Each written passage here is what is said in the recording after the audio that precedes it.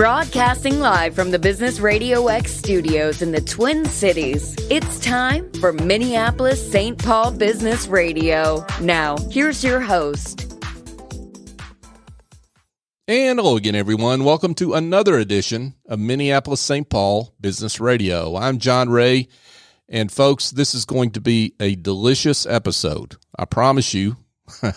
I've been looking forward to welcoming Tammy Mann. Tammy is with Harmony Cricket Farm. Tammy, welcome. Good morning. Thank you. Hey, it's great to have you. Let's talk a little bit about you and Harmony Cricket Farm. How are you serving folks out there?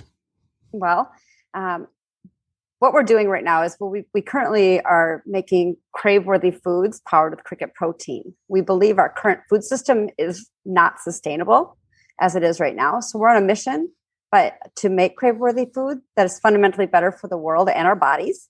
And I'm starting with cookies. Awesome. That's a good place to start. I like that. And I'm going to just tell people right now, I've had the cookies and they're awesome. And we'll get more into that in a second. But before we dive deeply there, Tammy, let's talk about why this is such a passion for you. I mean, why crickets and talk about your journey personally. Yeah. Thanks for asking. I like to tell my story because it's kind of in line with, I think, so many American people who come up to my booth or see me in stores. They say, why are you doing this with bugs? And I'm like, here's how it all started. I was training for triathlons and looking for a really good protein. That meat kind of brought me down and weighed me down. And I'm gluten intolerant. And it was just hard to find something that really gave me energy and was also good for my gut health because I have some gut issues. And a friend had told me they heard people were drinking cricket protein in their smoothies. And I thought, just like everybody else, you mean the bug? Wow. So, yeah. So I did some research and I found a company in Canada and I ordered some cricket protein flour. And honestly, I was afraid to take it. I kept it on my shelf for a couple of weeks. And finally one day I'm like, all right, I got to go for it. And I put it in my smoothie and I didn't like it. The taste was very strong, very earthy. Mm-hmm. And I plugged my nose and just did it anyway. It wasn't cheap and I didn't want to waste it. So every day I did it. And I'm glad I did because what I noticed was game-changing results. I had more energy. I wasn't hungry as fast. My gut health had never felt so good. I wasn't sure what was going on, but the only variable I changed was my protein powder. So I started researching and ordering cricket flour from everywhere I could find because I was hoping I could find something that tasted better. And I did. And then I started looking for products that tasted good with cricket because I wanted to figure out how can I get more of this in me because it certainly is good for me. And I was struggling to find anything that I thought tasted good. And then I was in my research starting to learn more about the planet and where we're at and how our food system, is such a attributor to global, the gases and kind of everything that's going on. Mm. If you think about what livestock takes from our planet and even raising soybeans, everything requires land and water. And then I started learning about how little crickets require and how good it is for the planet. And I thought, this is kind of the perfect little thing. It's so good for you. It's so good for the planet. Unfortunately, I can't find anything that tastes good. Mm. And then I decided, I think I can do this. I think I can make it taste good. And I just started working in the kitchen really hard on my favorite thing, which I think brings, when I think about a cookie, I think about growing up and it always felt so good when you came home and there was fresh cookies. Or my grandma worked in the Betty Crocker kitchens and she was always making fresh cookies. And so I think about cookies and I think happy thoughts. So I thought, why not start with something that brings people pleasure in a positive way and make sure it's darn good. Forget about the fact that there's crickets in there. That's just a benefit. But let's make sure it's really yummy. And that's kind of how it all started. Yeah, because you started out with you kind of had to get past the original taste And so I guess that puts you on a path to saying, hey, I want to make this taste good. So people's first impression of crickets is, consuming cricket flour is a good one, right? Correct. Yeah. Yes. And when people ask me, when people eat my cookies and they say it doesn't taste like a cricket, I have to laugh. I'm like, well, so what do you think a cricket tastes like? And then we have to have a conversation, because I think an analogy I have is not all crickets are the same. So I said, and just like all wine comes from a grape, all wine does not taste the same. Everybody has a different palate. For me, the crickets that I use, I prefer them because they're mild. They have a lightly nutty flavor, and they don't have that crazy gamey taste. And that's what I think most Americans are going to like is it's just really good food. Yeah, for sure. Now I want to get into the health benefits in a second, and that's part of your mission. But let's talk about kind of the bigger picture here that you referred to when you talked about how this is good for the planet. Mm-hmm. Dig into that a little more, and I guess in terms of what the comparisons are. You said crickets don't take as much land usage, as much of resourceful use of resources of the planet as beef and other proteins. Talk more about that. Yeah. So that was one of the things that kind of was a catalyst for me to really dive deeper into the cricket world. Is when I realized, because we always hear about global warming and how our planet is in a really bad state. What I didn't realize is how food is one of the number one contributors to that problem. And then when you do the research on the amount of land and water that livestock takes, and the demand, especially Americans have, we eat a lot of meat. That just generates a bigger problem. So the cows are giving off the CO2 gas emissions. They're requiring 2,000 times more water than a cricket, and of course they need land. So there's that, where crickets, they like to be in small spaces. They can be raised in a simple place as a warehouse. So if you think about that, they can be anywhere. They require very little water. Everybody laughs. They're like, so cricket farts must be really small. They must not give off much gas. I'm like, yeah, I guess that's one way to put it. So my kids like to talk about it like that. Yep.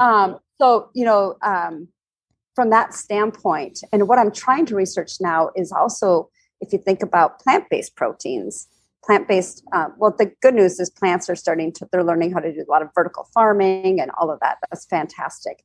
But it still requires a lot of plants, and nuts require a lot of water. Again, crickets don't.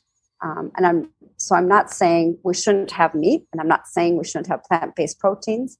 I'm just saying we should start opening up our minds to other alternatives, because it's going to help us keep our planet in a good place for the people who have to follow behind us. For sure. Now, you talked about better gut health.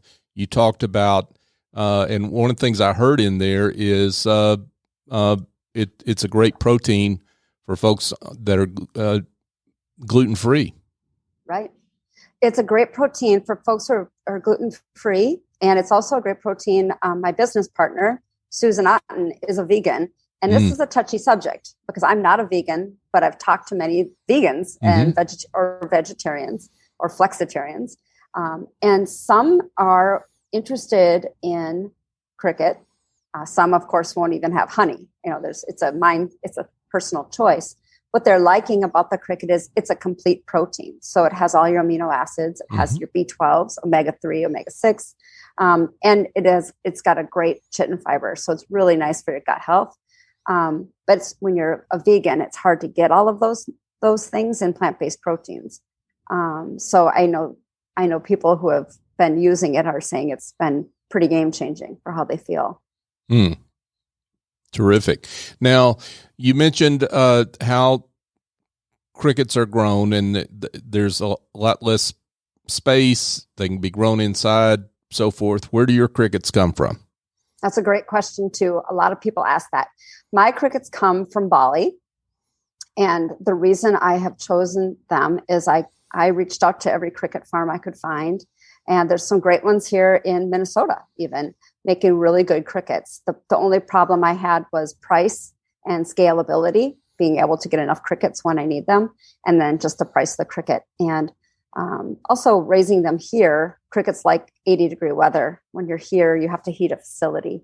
Our cricket farmer in Bali is doing a lot. They've been doing a lot of research for a lot of years. They've got it nailed down nice and tight. They're in a sterile environment. They're very transparent about their processes, about how well they care for the cricket and the people that work for them. And I love the product. And that must have been quite a journey to figure out where to source your crickets in terms of, getting the type of cricket that, as you said, did not taste earthy, that had the kind of taste you wanted. Yeah, it was a journey. It was a lot of eating. I did a lot of eating in 2020 because I wanted to not only get their cricket flour from all these places, then I wanted to test it in my recipes to see how it would work out. They're not all the same. It's just I think it's personal preference. My preference is I wanted a very mild flavor. And I wanted to know they were organically fed. I wanted to know that it was a sterile environment that the government approved of. And, I just needed to know I was having a safe ingredient. No questions asked. So, yeah. Yeah. But I do want to give a shout out. There are some great crickets locally too. And some people who are putting a lot of hard work. It's a lot of hard work, raising crickets. They have a short life cycle and you have to be a part of every step of that to transition them to their next stage. And it's a great thing that people are doing because the more crickets that are being produced in these warehouses, the more opportunity there is for people to have fresh crickets. Yeah, for sure. I bet you those warehouses are loud. No, I thought that too. Really? I thought, boy, I love the sound of a cricket, by the way. I think it's a beautiful sound. So I was kind of disappointed when I went and saw a cricket farm. I was like, why are they not singing? Well, apparently, here's the thing is crickets don't live past a certain stage. So when it's the males that sing and they're euthanized before they get to that stage. Ah, gotcha. Yeah. Okay. Darn it. Oh yeah. That's too bad. Tammy Mann is with us, folks, and she is with Harmony Cricket Farm. So Tammy, let's talk a little bit about, you mentioned the cookie, why cookies? I mean, why introduce folks to your product through cookies? But I would imagine there's a lot of folks that they don't want to try, and trying is the issue, right? Getting people to just bite into it, right? Yep. That is the issue. And, I'm pleasantly surprised that every weekend seems to show more and more promise. When I was just at a food festival last weekend here in Minneapolis, we literally sold out of every single thing. And I couldn't believe it. I made way more than I thought we were going to need, brought way more than I thought we were going to sell. But we were being met with so many people who came up and said, crickets, this is the protein of the future. We love what you're doing. Thank you for doing this. We were hearing this type of stuff. Oh, wow. They knew all of that. They were excited about it, but yet they were still kind of in that curious, should I try the cookie? I'm not sure. And so I don't force it. I'm like, hey, it's personal. And when you're ready, you're ready. It took me a couple of weeks. So I'm not going to make you just have my cookie. But I promise that every single person who's had my cookie has loved my cookie. So I'm just going to say that. And then usually people, I'd say 99.9% of them tried it and then they loved it and they were really excited. And then, they bought it. It's just going to be a journey of getting more people to try, because my goal is to make cricket protein a part of everyday life, and showing how it can work into food and make it really tasty is going to be how we do it. Now, folks, I'm one of those people. I went on in preparation for this show. I went on Tammy's website. I bought a package of butterscotch cookies and chocolate chip cookies. I thought I was going to like the chocolate chip best. I loved the butterscotch. So I can't recommend them enough. They were, well, both of them were awesome, but I was very pleasantly surprised about how great those butterscotch cookies were. Oh, thank you. Yeah. That I made those selfishly for myself. I started with the chocolate chip because I thought that's what my kids love. And that's what people seem to love. And then I just, in my practice, I don't even know how many variations, definitely over 50 recipes were made to get to the right cookie. But all the way down to what kind of chocolate chip should I use, and then it was looking at the ingredient labels and what's in these chocolate chips and, sitting in, it's not a bad thing to do, sit and taste test chocolate chips. And I'm telling you, it's pretty fun. But I thought that too, but then I started going, but what do I like? What if I made a cookie for myself? And that's where the butterscotch came in. There you go. Now let's talk about your products. You started out with cookies that are packaged and freshly baked, but you're making a change. So talk about that. Yeah. So what we're hearing is people want our product and we want to sell it in retail stores. And to do that, things have to be shelf stable, meaning they have to sit on the shelf and be able to last there for a year. Our cookies are intended to be eaten fresh. I can only make cookies so fast. So that's not going to work out. So we backed into how can we get this to the public? And so now we have our cookies in a mixed form. And I'm really excited about that because you get more cookies out of the deal. You get over a dozen cookies and it'll cost less for you. And all you need to do is take butter and an egg. So it's even easier than your instant cake mix. Butter, egg, and ta-da, you look like a rock star. You've got all these fresh, warm cookies in your house. Wow. Might I say they're also gluten-free because I'm gluten-free. So I struggled to find good gluten-free baked goods. So that was kind of another thing is making sure they're gluten-free because gut health, goes back to that. Yeah, absolutely. So, do you have cricket flour on its own that you can use in other recipes? Yeah. So we sell the pure cricket flour. And that's been really good for people who are trying to not have the sugar because they want a cookie, but some folks just can't have sugar. But they want, and also for people who really just want the nutritional benefits of cricket, I say you can eat cookies all day long, and please do. But if you take the flour and you start adapting that into your recipes and I recommend a quarter cup a day to really feel the benefits. That's kind of the way to go. So we sell that. And then on my website, I've started to post recipes because at home, when I'm making things and I come up with something that I think is pretty fun, or I try a recipe I find on Instagram, I do a little shout out to whoever made that recipe. And then I say, but now I've added cricket protein. So now there's more nutritional benefits and I'm doing something good for the planet here. So instead of eating all the meat that I used to eat. Yeah. So give us a few examples of the kind of recipes that you've adapted for cricket flour use. Okay. So things that are saucy, like stews and soups, or I love a good Indian dish. Any of those types of things are so easy because it's a no-brainer. Just dump it into the sauce and away you go. I've made, one of my favorites so far is a black bean veggie burger that I like a lot because when I'm trying to not have meat, a lot of the meat substitutes I find are really high in gluten. So I tried making my own veggie burger and added a bunch of cricket protein to that. And what I'll do is I serve it to my whole family to just kind of and I don't tell them about the cricket.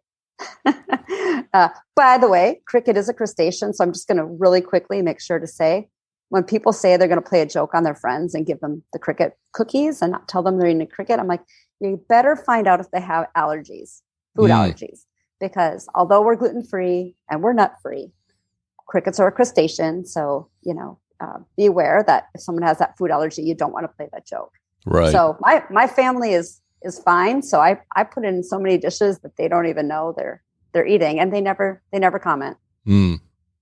So yeah. So my oatmeal, my smoothies, protein balls. I've got some cookie recipes that I share that actually some of my followers have shared with me that are lower in sugar. And so they're better for people who are trying to reduce their sugar.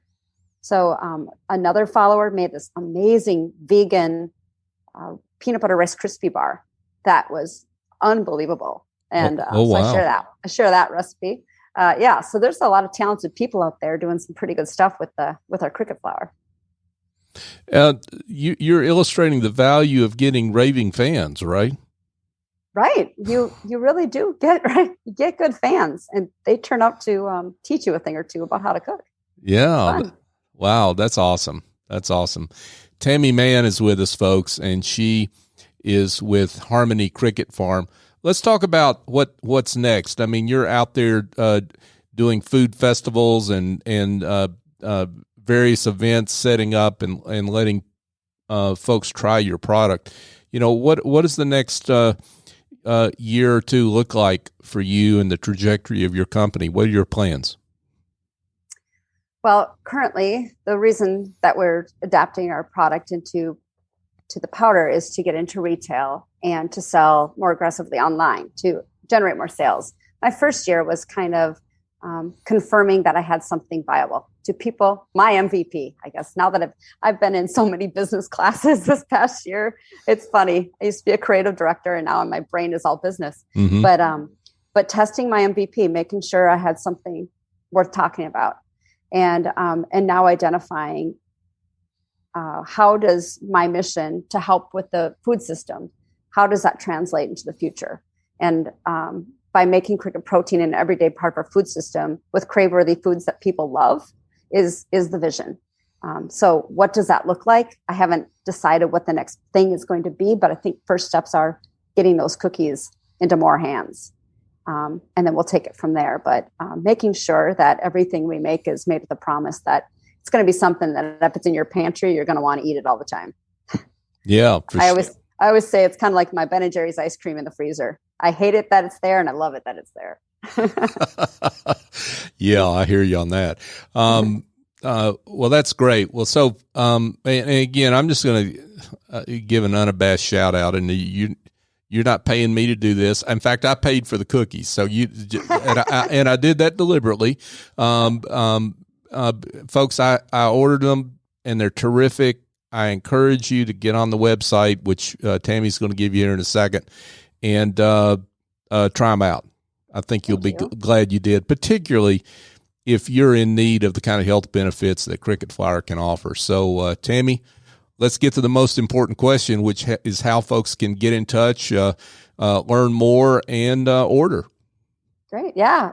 So currently our website is the best platform, and it's harmonycricket.farm.